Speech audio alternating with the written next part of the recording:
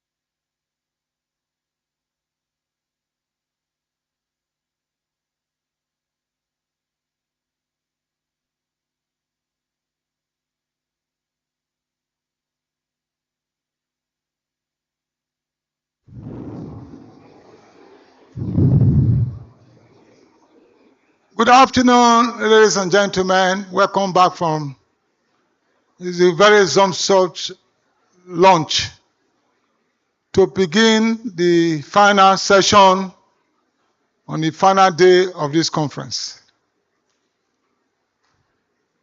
Thank you very much. I want to very well constitute the panel for this session.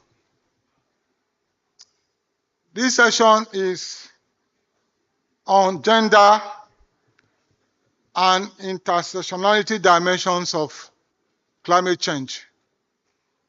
The session is unique for two main reasons, or three main reasons. First is that we are going to discuss how climate change affects the most vulnerable in our community. These days, we think that vulnerability, that we have the same impact across all populations. By contrast, there are people within us, consider men and women in rural communities, those who are having various forms of disabilities, how they can respond. And therefore, this session is unique because it is going to be cross-sectional and it's going to discuss how what we discussed today affects some of the most marginalized citizens in our community. Secondly, the keynote speaker is a very distinguished Nigerian civil servant and political leader. And I will leave the chairperson to introduce her in great detail. But we feel very honored to have the deputy clerk of the House of Representatives giving the keynote address. And this means to us at the NAS, it's very important to us because it means that going forward, we'll be able to work with policymakers in the area of science, bringing them to art where science is being discussed. Thank you, ma'am, for coming. And we are very happy that you've been with us this morning and look forward for a very great session. The third reason why this session is important is that it is being sponsored by a non-governmental organization. They actually provided funds to sponsor this session. And it is the only session that is sponsored specifically. And I'm very happy. The session is being sponsored by an NGO called the Development Research and Project Center, which is based in Kano and is founded by a woman, Dr. Judith Ann Walker. I've known her for 20 years. She's one of the most progressive thinkers, transformational agent this country has ever had. I hope she's here. If she comes here, I'd like her to wait for us. She's that NGO, DROPC, is one of the most active, one of the most transformational non-profit organization that was established way back in 1993 with a mission to change society with greater focus on integrity and accountability, including transparency. And what they've done is transparency by excellence. When I was the LOC chairman of recent conference of the African Academy of Sciences that took place here in Abuja, and she again supported that conference. She gave us huge sums of support, and I want to thank her continuously for that support.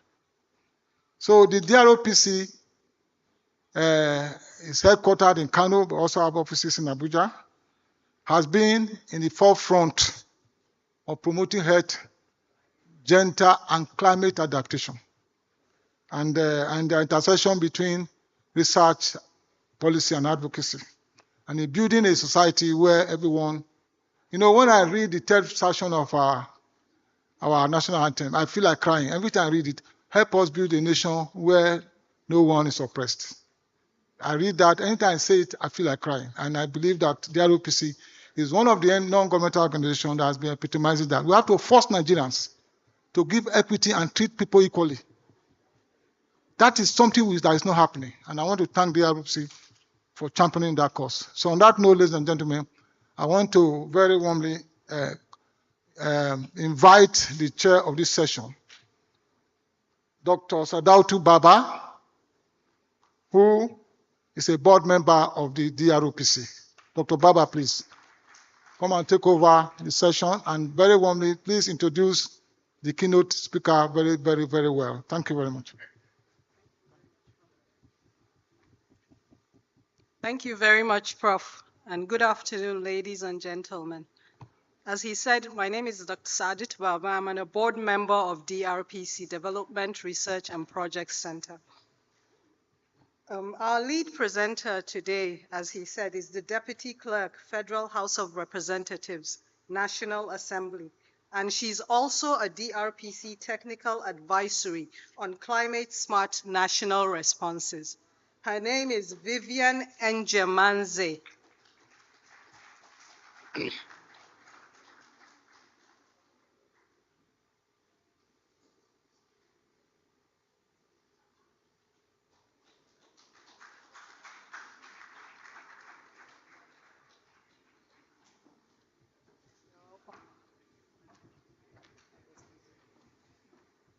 Then our second speaker is Latifat Olatinwo.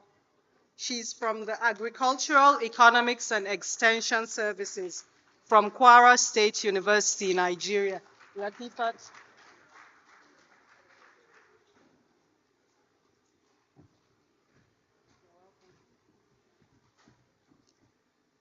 Our third presenter is Cheluchi Onyemelukwe. She's from the Center of Health, Ethics, Law and Development in Lagos.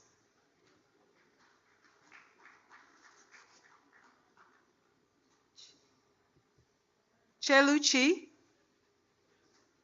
Oh, okay. Sorry, it's a he, not a she. Maybe he's a he for she. Actually, I'm standing in for her. Oh, okay. Can you give me your name, please? Sorry? Ile Olamide. Omibile Olamide. He's standing in for Cheluchi. Then our last but not the least speaker is Osadolo Izinyon from the Center of Excellence for Sustainable Procurement, Environmental and Social Standards Enhancement from the University of Benin.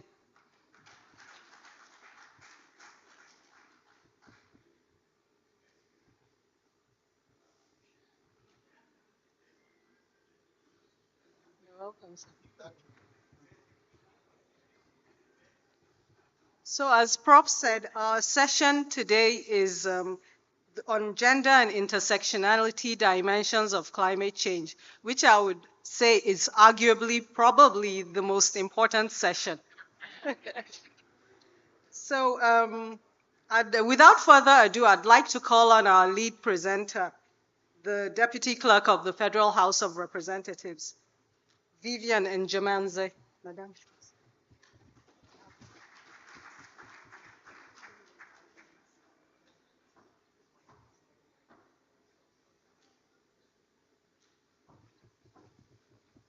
Good afternoon, distinguished participants. I want to express my gratitude to the organizers who thought it out to convene this very auspicious conference at a time as this. The Nigerian Academy of Science, and also express gratitude to the DRPC for trusting me to stand in to present their position in this very conference.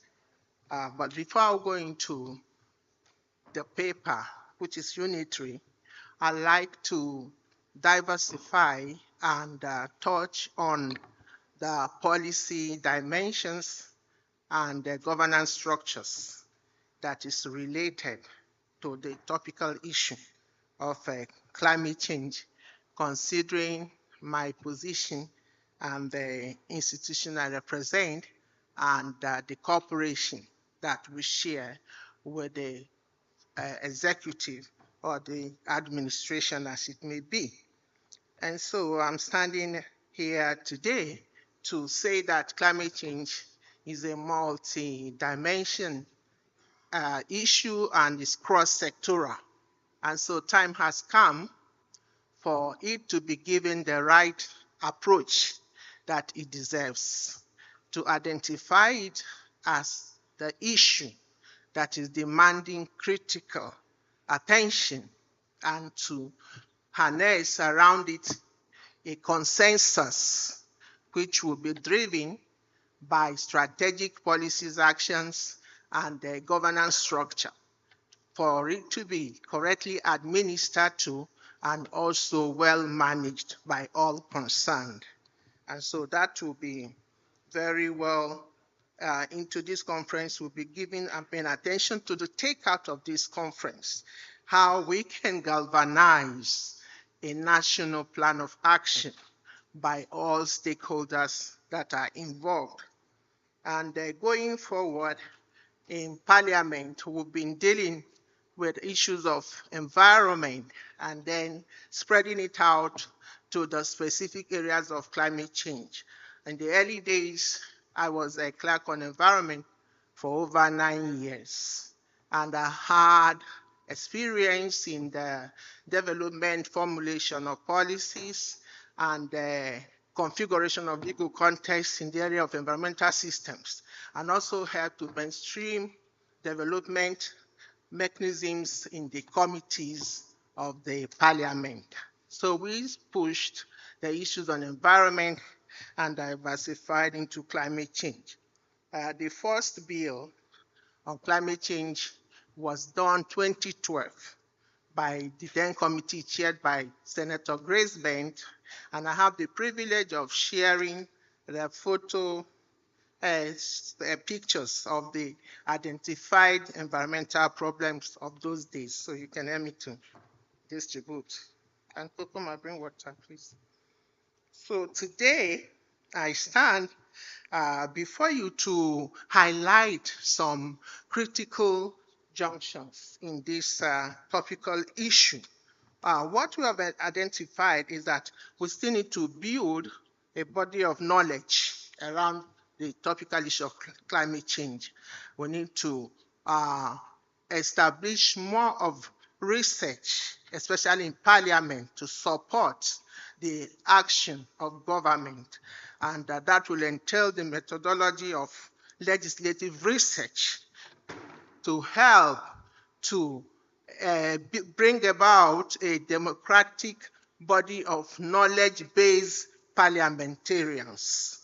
People, we can see what transpired here today, that there's knowledge gap on the topical issue of climate change.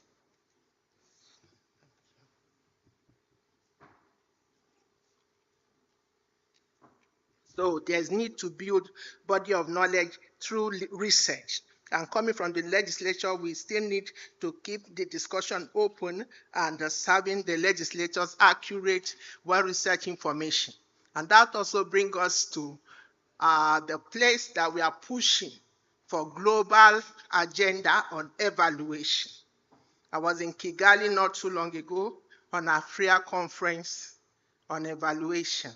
And it all bordered around bringing out evidence-based information that will back decision-making based on data.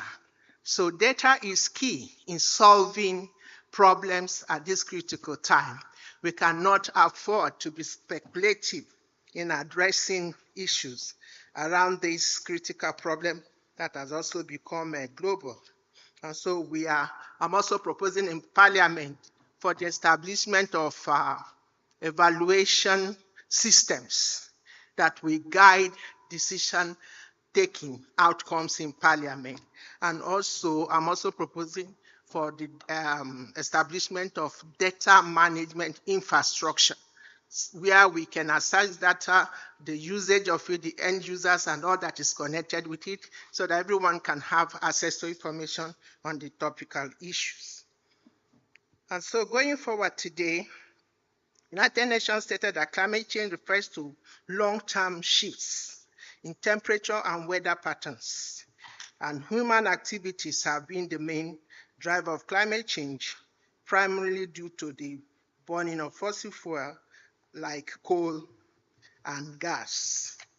The president was recently in Abu Dhabi Sustainability Week, where leaders from all over the world gathered and came together to exchange views and perspectives on how we can collectively address and solve global challenges of our time. The issues of climate change is taking global discourse.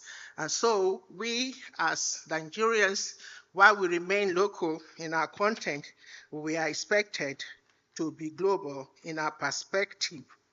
And so the president, speaking on the perspective of economic prosperity, binding Africa to global energy future. I think energy is key and underlying in all the related issues. And so the topic resonates deeply with Africans' aspirations and challenges, and also underscores the pivotal reality about our continent. And so we have to align actions with governance structure. Every of our activities need to align with the roadmap that is set by the administration and the government in addressing the issues. So I think there's a bit of need to harmonize all of our engagement to fit into the National Action Plan. And so the president reiterated that the fight against this is not merely an environmental necessity, but a global economic opportunity to reshape the trajectory of the issues connected with climate change, which has become monumental and global. Therefore, as leaders, stakeholders, and citizens of our planet, we stand at a critical crucible and junction in human history.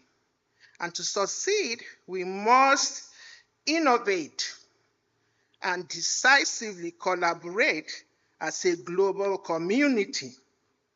And as Africa's most populous nation and one of its largest economies, it is not in doubt that Nigeria recognizes its responsibility to demonstrate the required leadership on the matter of climate change. And I know that all of us here today are called to this clarion call.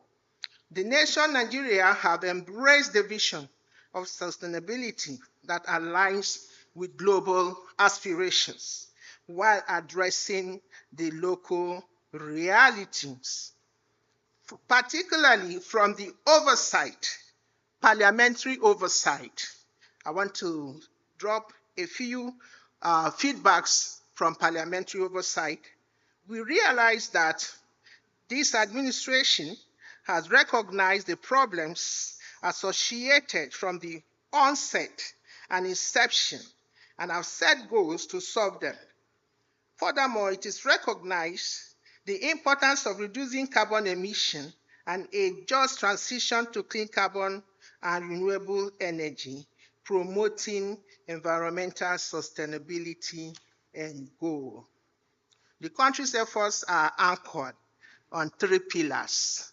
We should know energy transition, climate resilience, sustainable development.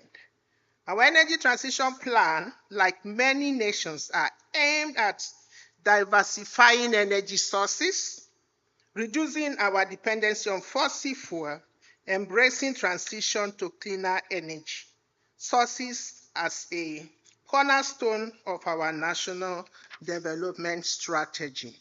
Nigeria is committed to achieving near zero emission by 2060 in the global climate objective. Developing infrastructure to utilize compressed natural gas and electric vehicles. Nigeria is also investing substantially in energy generation through exploration of efficient and internationally satisfied data required for export of solid mineral and critical metals in support of the green energy transition. Climate resilience must be achieved to safeguard our climate communities and improve food security, and it is where the gender intersectionality interjection comes in. The most vulnerable, the women, the children, the poor, the handicapped are the most impacted. And so we should address vulnerability and how we can handle it.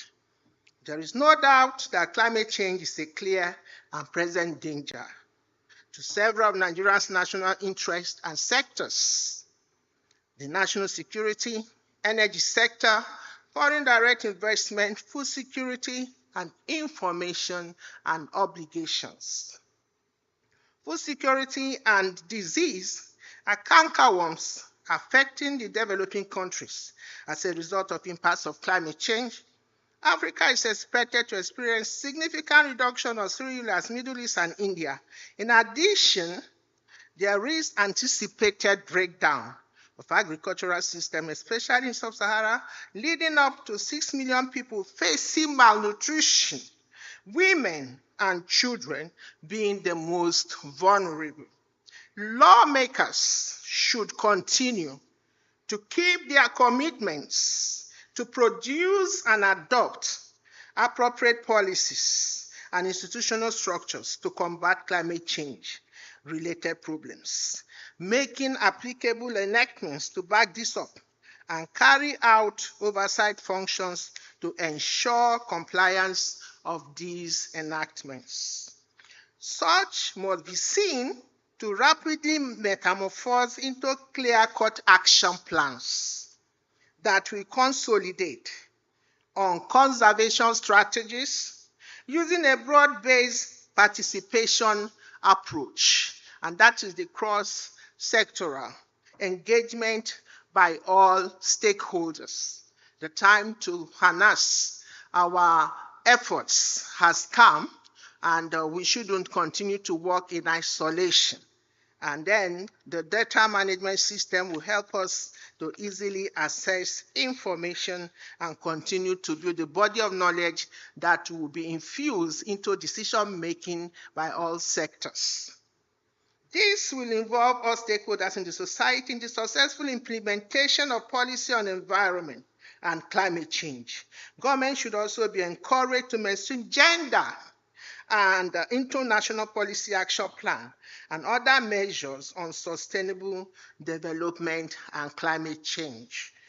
The Climate Change Commission is expected to provide the enabling environment for in-depth research into various aspects of climate change with a multidisciplinary approach to generate reliable empirical data, which will further guide Nigerians' response to international conventions and treaties, and fund a data bank that is online in accordance with Articles 5 and 6 of the Kyoto Protocol, which specify that every country should have reliable data analysis and systemic observations.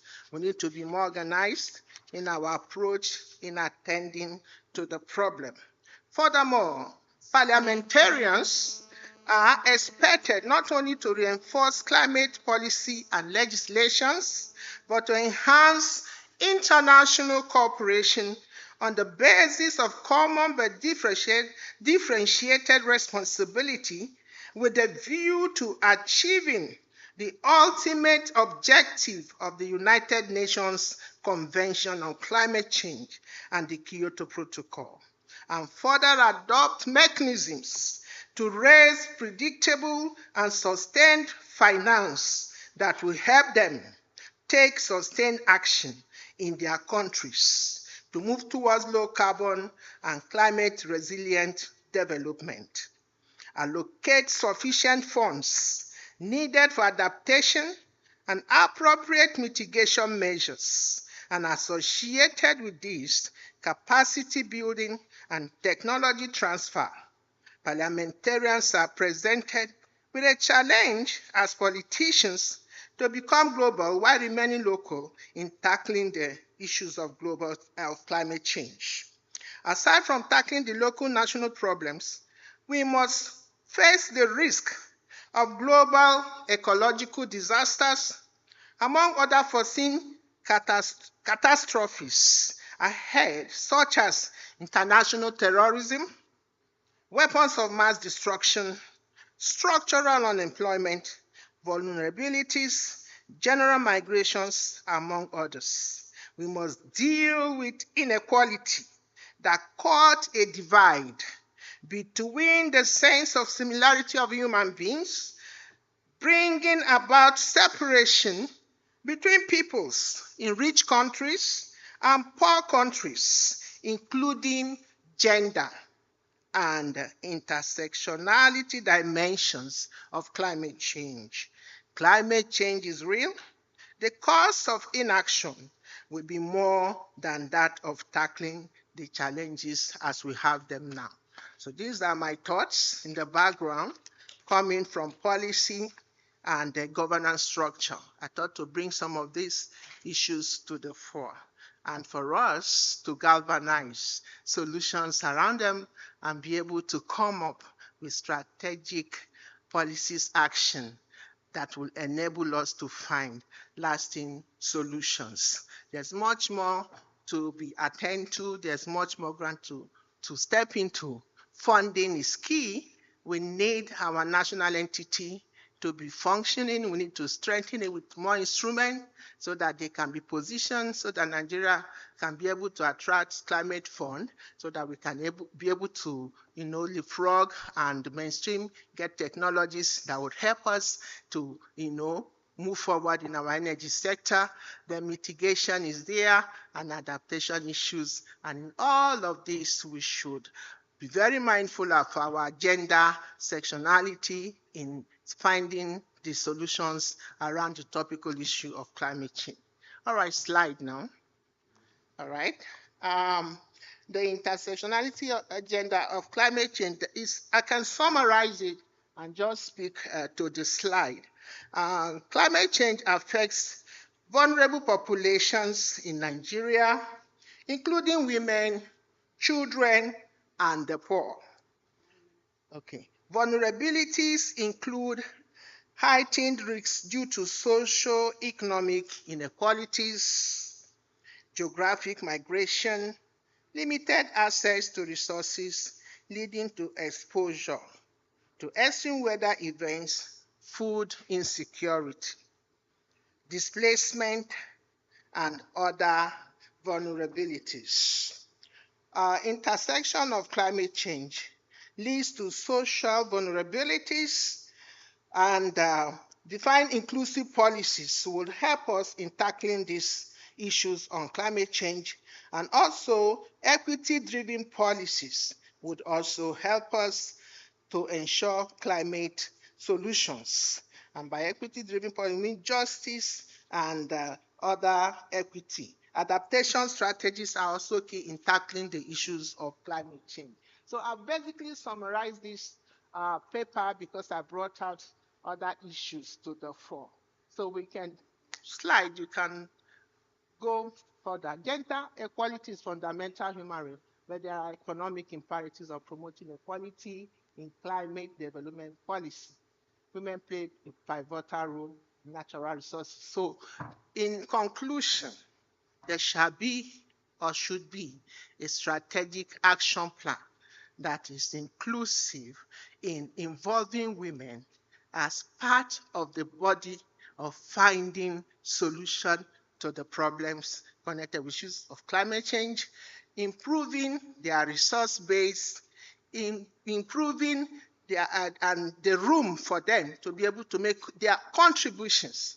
They bear the brunt, and so you can't exclude them when you're making policies. You can't exclude them when you can't disallow them from sharing their experience when you are finding solutions to issues that touch and concerns them. So in a nutshell, women, gender, the vulnerable people should have an inclusive participation, whether it be policies, whether it be governance structure, access to resources that will help them to galvanize adaptation measures, or at most be able to mitigate the issues that touch them as relates to climate change. Thank you.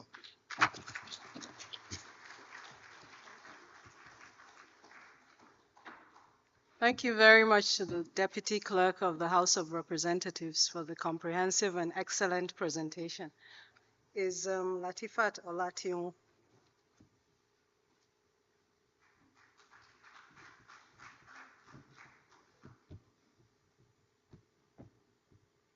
Good afternoon, everyone. I'm Latifat Olatinwo from Kwara State University, Malete. I'm here to present a paper titled Assessment of Effects of Climate Change on Rural Women's Livelihood and Adaptation Strategies in Kwara State, Nigeria.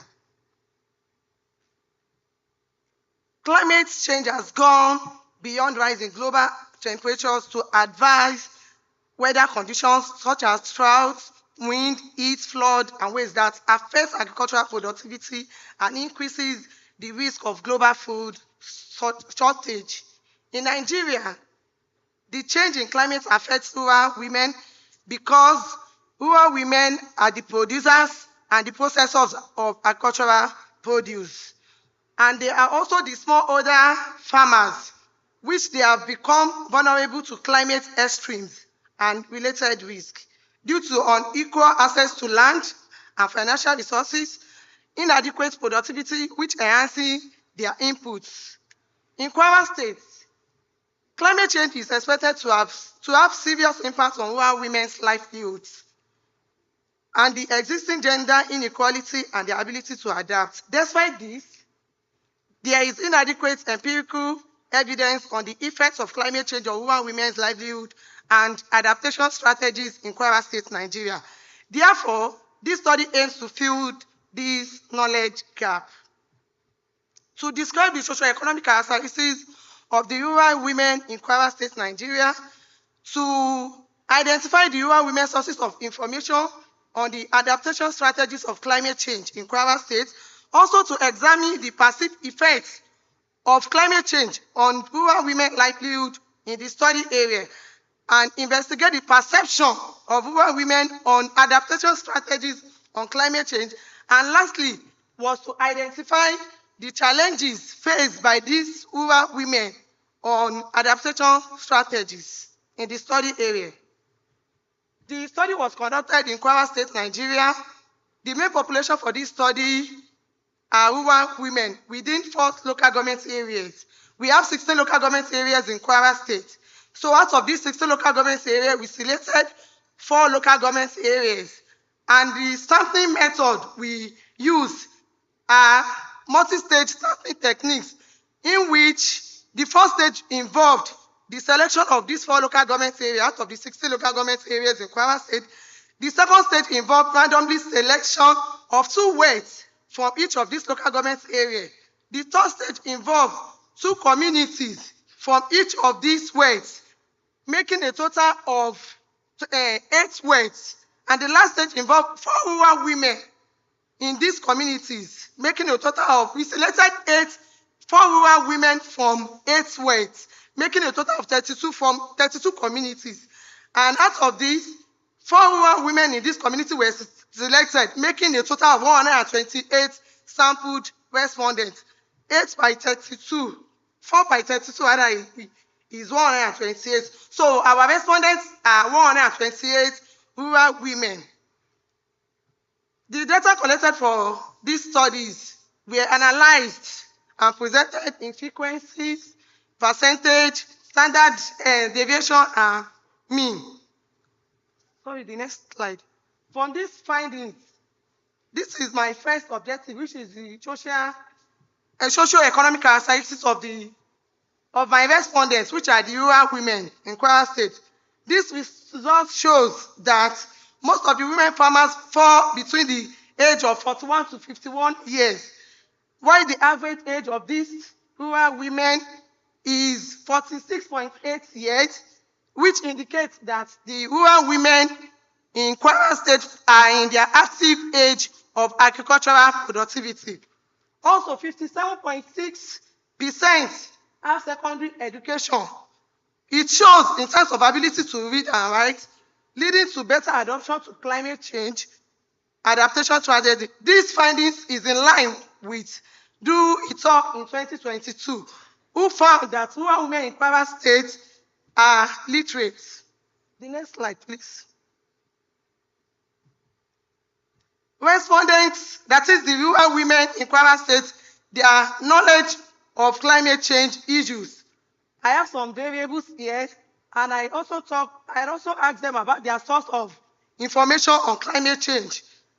when they have some changes or notice in manifestation of climate change and the trend of climate change over the last 3 to 5 years. From this result, we discovered that the rural women in Kwara State indicated that they are aware of climate change through radio and also through their other colleagues. This is in line with Nwangbara you saw in 2018, where he discovered that radio and farmers information sharing plays significant roles in the dissemination of updates in climate change to farmers. And from this result as well, it shows that farmers have suffered the manifestation of flood, erratic rainfall, and persistent drought on agricultural productivity.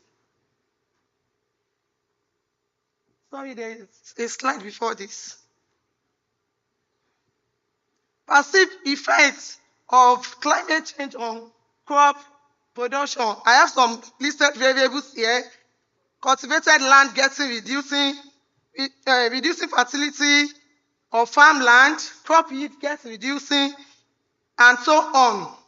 This result shows that the perceived effect of climate change is based on the ranking of the farmers, which includes